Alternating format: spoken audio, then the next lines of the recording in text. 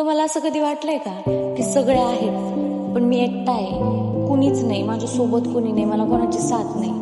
पण तुम्हाला माहिती आहे का, प्रभू येशू म्हणतो तुझ्यासोबत कुणी नसलं तरी मी सदैव तुझ्यासोबत आहे. तुम्हाला माहिती आहे का, तुम्ही आज किती पण खचून गेले असले तरी पण प्रभू येशू तुमच्यासाठी सदैव उभा आहे. कारण 100 मेंढरामधून एक मेंढरू हरवलं होतं, त्यासाठी त्यांनी 99 मेंढरं सोडले आणि एका मेंढरासाठी तो धावत आला. त्यांनी त्या मेंढराला शोधण्यासाठी त्याचा जीव ओतला. तसंच तो तुमच्यासाठी सुद्धा करू पाहतो, फक्त त्याला तुमच्या होकाराची गरज आहे. आज प्रभू येशूला तुम्ही आवाज द्या आणि बघा तो तुमच्यासाठी येईल. इब्री 13:5 मध्ये प्रभू येशू म्हणतो, मी तुला कधी सोडणार नाहीच आणि तुला कधी टाकणार नाहीच.